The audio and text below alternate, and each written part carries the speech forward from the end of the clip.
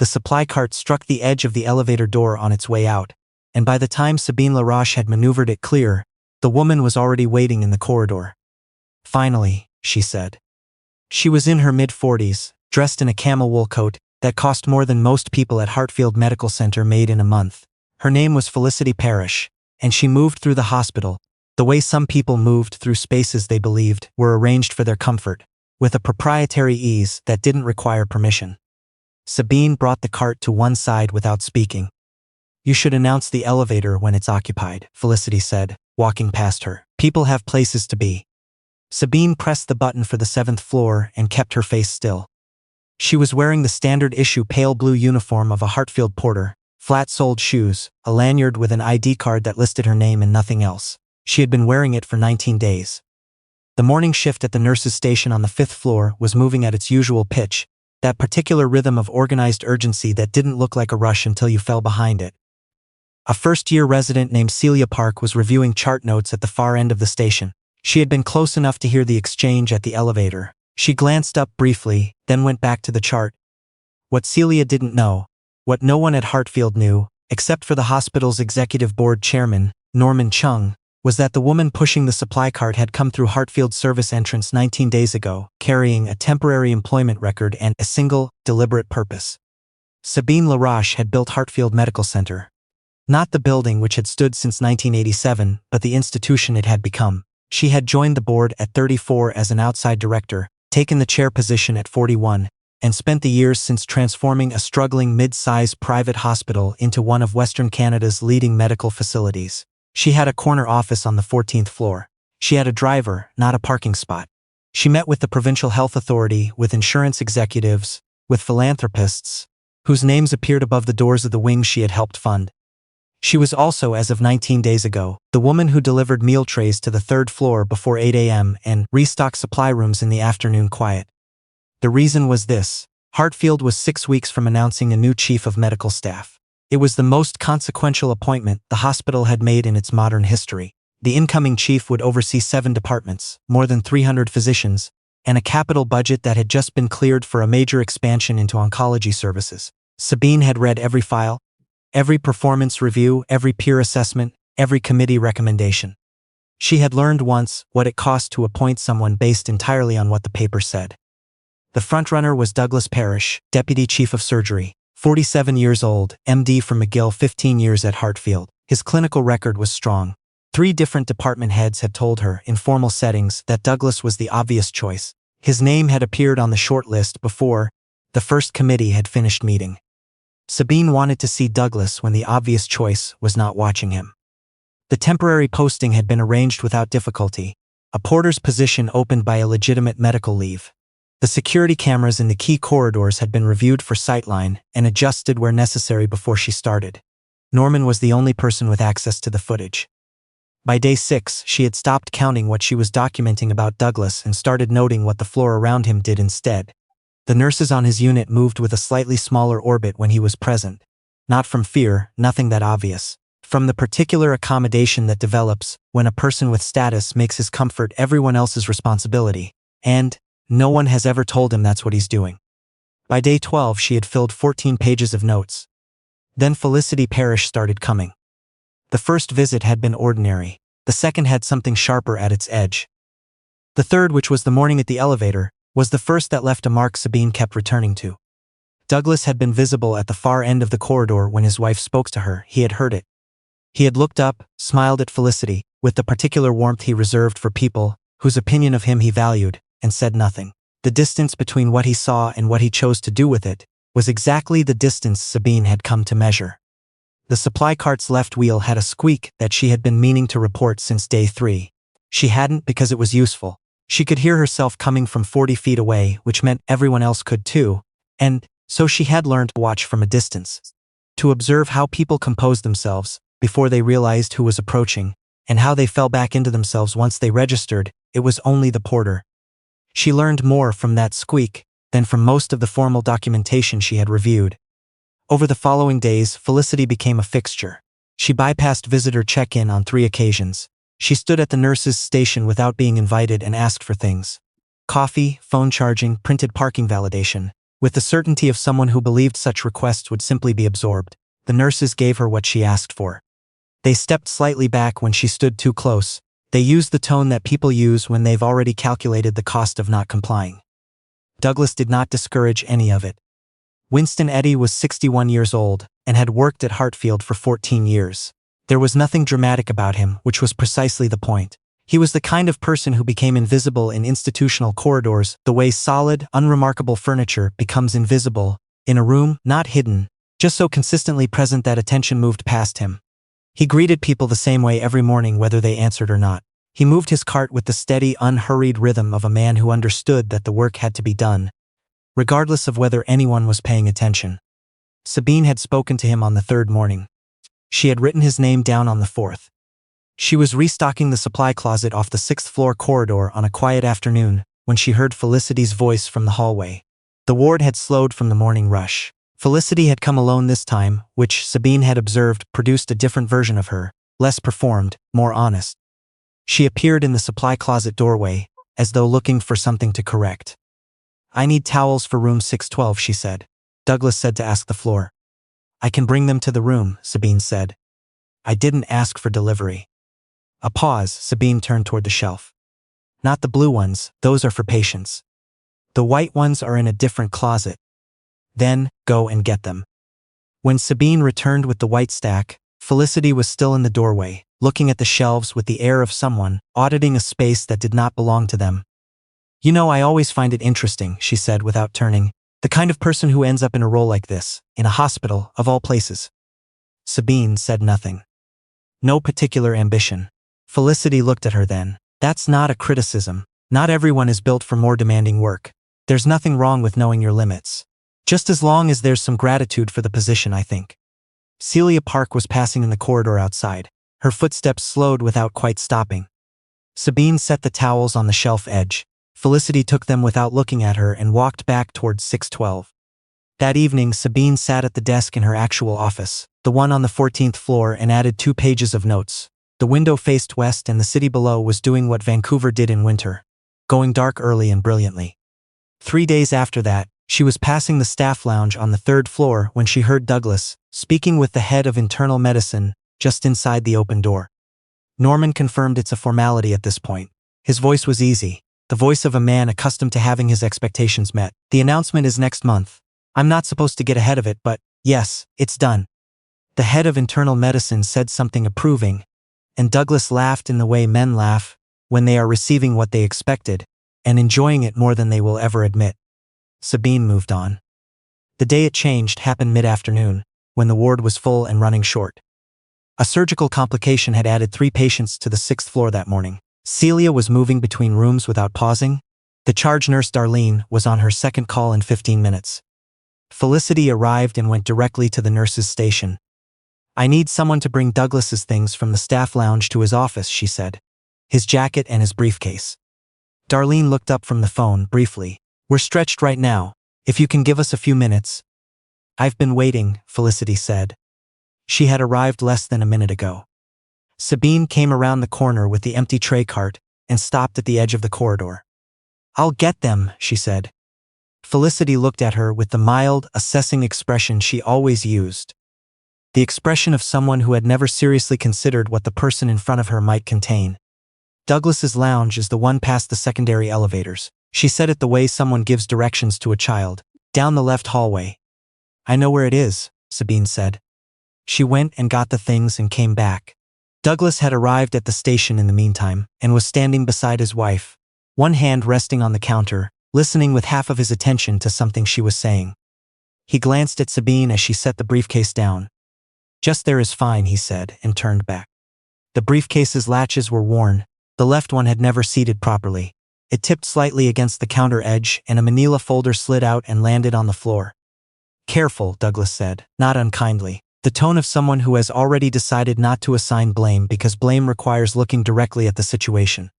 Felicity laughed brightly. "That latch has been broken for months, Douglas, I've told you." She said it as though Sabine weren't there, as though the folder on the floor had arranged itself that way independently. Sabine crouched to pick it up. "Leave it," Douglas said. He'd already moved on, back to Felicity, back to whatever conversation had his actual attention. Something about Thursday, about a dinner reservation, about the announcement and how they should handle being in the room when it was made. She was already planning it. Already spending what hadn't been given yet. Sabine stood with the folder in her hand. She was aware at the edge of attention of Winston. He had come around the corner from the service hall with his cart and had seen the whole thing. He stood 3 feet from her, both hands on the cart handle, and looked at Felicity Parrish with a long, unhurried look. The look of a man who has seen this kind of thing many times over many years, and has learned the exact cost of saying nothing about it. Then he looked at Sabine. "Ma'am," he said it to Felicity quietly and completely without heat. "That's not the way to speak to someone." The corridor went still in the way institutional corridors go still when something breaks the expected register of sound. Felicity turned. She looked at Winston with the cool patience of someone who has never, in any setting, been challenged by a person they considered below them. "Excuse me?" "She's doing her job," Winston said. He did not move from behind his cart. He did not raise his voice. He said what needed to be said and nothing more. Speak to her properly. Darlene had ended her call. Celia had come back into the corridor and stopped at the far end, chart in hand. Felicity's expression shifted, not to anger exactly, but to the particular coldness that appears when someone accustomed to invisible accommodation suddenly finds it absent. "The housekeeping staff," she said, "does not correct me." Winston looked at her for one more moment. Then he nodded once, slowly, and moved his cart forward and continued down the hall, as though he had always known he would not be thanked for this, and had done it anyway. Not in defeat. In the particular dignity of a man who has said what needed to be said and has never required anything from the response. Douglas had watched the entire exchange. He took Felicity's arm, said something in a low voice, and steered her toward his office. He did not look back at Sabine. He did not look back at Winston. The door at the end of the corridor clicked shut. Sabine placed the manila folder on the counter. She stood still for a moment. Then she reached into her uniform pocket and found the small, worn notebook she had carried for 19 days. She added 3 names. Then she looked down the hall at where Winston's cart had turned the corner, and she said quietly, not to the room, not to anyone present, only to herself, "I've seen enough." Celia heard it from 8 feet away. She didn't know why those words settled in her chest the way they did. She went back to her work. But she didn't stop thinking about them. The email reached senior medical staff and board members the following morning at 6:45. Mandatory attendance, main boardroom, 14th floor. Friday at 10 a.m. No agenda. The sender line read, Office of the Board Chair. Douglas read it between sets at the hospital gym and called Norman before he'd finished cooling down. "Is this the announcement?" "Come to the boardroom at 10, Norman said. "You'll have your answers." Douglas hung up smiling. He texted Felicity one word, Friday. Her reply came in under a minute, a champagne glass and a crown. On the 14th floor, in the office, no one in the building connected to the woman who had delivered their meals and restocked their supply rooms for 3 weeks. Sabine Laroche read Norman's confirmation email, closed the laptop, and stood at the window. The winter light was coming in clear and level over the city. She went to the coat rack in the corner. The pale blue uniform was folded there, pressed, carried back up from the service floor the day before. She laid it across the back of her chair. She wasn't done with it yet. The boardroom held 42 people on Friday. In addition to the expected senior attendees, a secondary invitation had gone out to staff from the clinical floors, which had surprised most of them, and none more than Celia, who sat near the middle of the room with her badge clipped and her hands in her lap and could not determine whether she was there as a witness, a recipient, or something she didn't yet have a word for. Winston had been personally walked to the boardroom by Norman's executive assistant and shown to a chair in the second row. 3 people in his immediate vicinity glanced at him, looked away, and did not know what to make of it. Douglas arrived at 9:58 in the shirt he saved for conferences. He shook hands on the way to his seat, with the ease of a man who has already rehearsed receiving what he expected. He sat near the front and did not look around him with uncertainty. Felicity was in the lobby downstairs near the main elevators. She had dressed carefully. She was ready. Norman stood at the front of the room with 2 board members. The screens behind him were dark. At 10 o'clock exactly, the side door opened. She came in from the staff-adjacent entrance, the narrow door near the presentation wall, not the main double doors, and she was still wearing it. The pale blue uniform, slightly creased, its lanyard still clipped to the left breast pocket. Her posture was the same as it had been on every floor for 19 days, composed, unhurried, giving nothing away. But the room rearranged itself. It happened the way comprehension moves through a space. slowly at first, finding one face, then another, then all at once. A department chief near the wall went very still. A woman in the second row pressed a hand to her mouth. Celia felt the room tilt beneath her, and Douglas's face moved through 4 expressions in under 3 seconds. Surprise, a careful attempt at composure, confusion, and then the slow, nauseating arrival of something that was not composure at all. Norman stepped forward. "Thank you all for being here. I want to make a formal introduction before we begin." He turned slightly. "For those who may not recognize her, and I understand many of you do not, it is my honor to introduce the chair of the board of directors of Hartfield Medical Centre, Sabine Laroche." The silence that followed was not ceremony. It was the held silence of 42 people simultaneously recalibrating everything they had said, seen, and permitted over the past 3 weeks. Sabine moved to the podium without hurry. She set the small notebook on the surface and looked at the room. "I spent 19 days working in this hospital as a porter," she said. "I delivered meals, I restocked supplies, I moved through every corridor on 6 floors, and I watched." She pressed the remote. The screens behind her came to life. The footage was time-stamped and unedited for content, only trimmed for length. The cameras had been positioned at ceiling height, clean angles, faces clearly visible. The first clip, the elevator. Felicity's camel coat, her voice certain and bored. "You should announce the elevator when it's occupied. People have places to be." The second, the supply closet, no particular ambition. "Not everyone is built for more demanding work. Just as long as there's some gratitude for the position."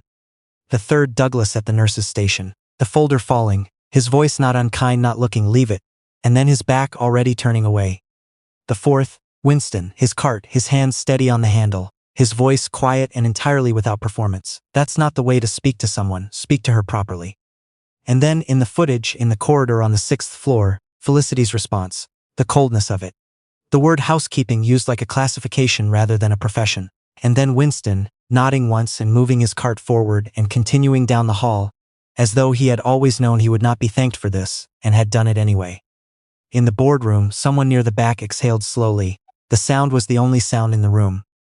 Sabine let the footage hold on the final frame for a moment. Then she pressed the remote and the screens went dark. "I did not come to these floors looking for failure," she said. "I came looking for character. They are not the same thing, and I want to be precise about that distinction, because it is the only distinction that matters for what follows." She looked at Douglas. He had not moved. He was sitting with the particular stillness of a man who understands that every available option is worse than remaining still. The chief of medical staff at Hartfield Medical Centre will shape this institution for the next decade. That appointment requires a standard of leadership I have always held with rigor, and I intend to hold it more seriously now. She paused. "The way you treat people who cannot do anything for you is not a secondary measure of character. It is the primary one. It is what remains when every other audience has left the room." She closed the notebook. "Douglas Parrish's candidacy for the chief of medical staff position is withdrawn, effective today. A full restructuring of the selection process will be conducted under new criteria, with external board oversight." Another pause shorter. "A culture review will also be initiated on his department." What this footage shows did not develop in 19 days. It was permitted over time, and that permission is an institutional failure that begins at the top. Douglas rose halfway from his chair. He began a sentence and couldn't finish it, whatever it was meant to be. An explanation, an objection, something. It didn't exist, yet in a form the room would recognize. "Douglas." Sabine's voice did not harden, it simply closed a door. "Sit down." He sat. She moved through the remaining decisions, with the efficiency of someone who had prepared them over weeks, and had no interest in prolonging the moment. 2 department heads, both of whom had demonstrated consistent and unremarkable courtesy towards staff at every level, were offered expanded leadership roles. Celia Park was offered a placement in Hartfield's administrative development track. When her name was called, she stopped breathing for a second, and then started again. Then Sabine looked at the second row. "Winston Ida has worked in this building for 14 years, she said. "He has done that work with a consistency and a dignity that this institution has largely failed to see." She let that sit. In 19 days, he was the only person in these corridors with the standing to say something, publicly, when something wrong was being done, and no expectation that it would help him in any way. He said it anyway, because he believed it was the right thing to do. She looked at him, directly. "Winston has been enrolled in Hartfield's Leadership and Management Development Program, beginning next month, with full reclassification to the appropriate level and salary band." A brief pause. "It should have happened long before now. I'm sorry it didn't." Winston looked at his hands for a moment, then he looked up. His expression was not surprise. It was not even gratitude exactly. It was something quieter than either. The settled, steady look of a man who has carried his own sense of worth for a very long time without needing anyone to confirm it, and who does not require a ceremony to know that the confirmation is right. The boardroom emptied gradually, with the particular care of people who needed space to think before they could speak. Some stopped at the door to say something to Norman in a low voice. Others left without looking at anyone, which was its own kind of answer. Douglas walked out through the side exit. Sabine did not watch him go. Downstairs in the lobby near the main elevators, a member of Hartfield's security team approached Felicity Parrish and asked her, professionally and without incident, to leave the premises. One of the lobby's public-facing displays had been carrying the boardroom footage. She had been watching it for several minutes. She had gone very still when her own voice came through the screen. And whatever she had imagined Friday morning would bring her, it was not this. You cannot catch yourself on a screen you never expected to appear on, and immediately know what to say. She left without a scene. Some forms of understanding have that effect. Celia came back through the boardroom door when the room had nearly emptied. She stood at the edge of the space with her lanyard in both hands, and looked at Sabine, who was gathering the notebook from the podium. Can I ask you something? Sabine looked up. You have access to every performance file in this hospital. Clinical data, peer reviews, patient outcomes. You could have built a complete picture from upstairs and no one would have known you were looking. Celia paused. Why do it this way? Sabine picked up the notebook. Files tell me what someone has accomplished, she said. That's useful, but it isn't what I needed to know. She set the notebook down and looked at the pale blue uniform folded on the podium beside her. People straighten up for power. They find better words. They choose graciousness when they know it's being observed by someone who matters to them. That version of themselves isn't worthless. She looked at Celia. But it's a performance. And I needed to see what they did with people they believed didn't matter at all. Celia was quiet for a moment, and me, I didn't do anything, I just watched. You did watch, Sabine said. Every time, and it cost you something, every single time. You didn't hide that cost very well, which I don't think was a calculation on your part.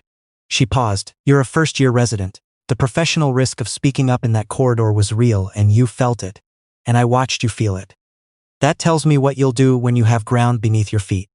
Celia nodded slowly. Then after a moment, I recognized you. Partway through the second week, there was a photo in last year's annual report. I know, Sabine said. Celia blinked. You knew the whole time? You took 3 different routes past the 6th floor supply closet for 2 days afterward, Sabine said. And then you stopped and you went back to your work and you treated me exactly the same as you had before. A pause. That also told me something. Celia laughed, one short, disbelieving breath, and shook her head. She thanked Sabine and left, and her footsteps moved away down the hall and faded into the ordinary sounds of the building. The boardroom was empty.